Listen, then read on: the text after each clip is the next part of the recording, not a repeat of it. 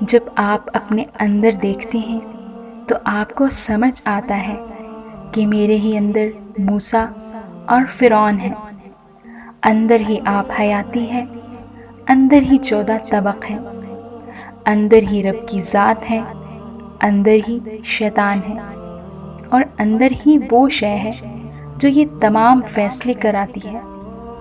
تقدیر میں فیصلہ کرنے والا تقدیر پر اثر ڈال رہا ہوتا ہے۔ اگر فیصلہ آپ کا ہے تو ڈھونڈیے کہ وہ فیصلہ اندر سے کون کر رہا ہے۔